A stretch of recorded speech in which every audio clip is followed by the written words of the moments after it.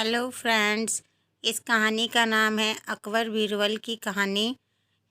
कहानी का नाम है खाने के बाद लेटना। दोपहर का समय था। राजा अकबर अपने दरबार में बैठे कुछ सोच रहे थे। अचानक उन्हें बीरबल की कही हुई एक बात याद आई।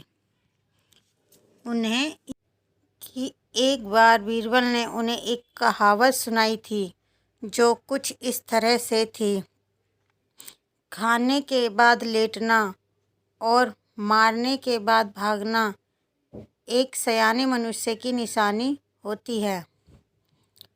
राजा सोचने लगे, अभी दोपहर का समय है। यकीनन बीरबल खाने के बाद सोने की तैयारी में होगा। चलो आज उसकी बात को गलत साबित किया जाए। यह सोचकर उन्होंने एक सेवक को आदेश दिया कि इसी वक्त बीरबल को दरबार में उपस्थित होने का संदेश दिया जाए। बीरबल अभी खाना खाकर बैठे ही थे कि सेवक राजा का आदेश लेकर बीरबल के पास पहुंचा। बीरबल आदेश के पीछे छिपे राजा की मनसा भली भांति समझ गए। उन्होंने सेवक से कहा, तुम थोड़ी देर रुको, मैं कपड़े बदलकर तुम्हारे साथ ही चलता हूँ। अंदर जाकर बीरबल ने अपने लिए एक तंग पजामा चुना।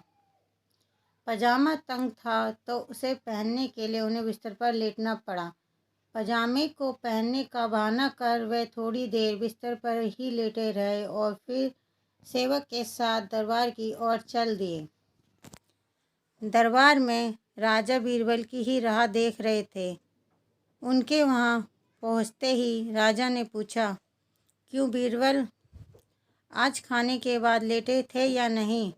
बीरबल ने जवाब दिया, जी महाराज, जरूर लेटा था।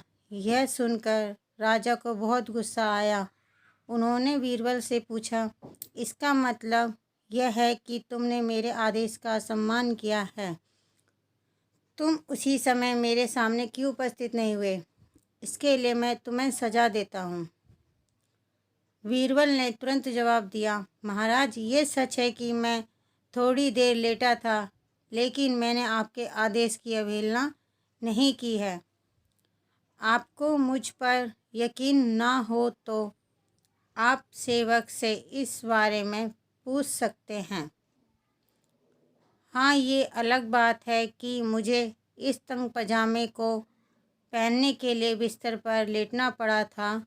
बीरबल की इस बात को सुनकर और उन्होंने बीरबल को दरबार से जाने दिया। अगर फ्रेंड्स कहानी अच्छी लगी हो तो मेरे चैनल को सब्सक्राइब करना ना भूलें। Thank you.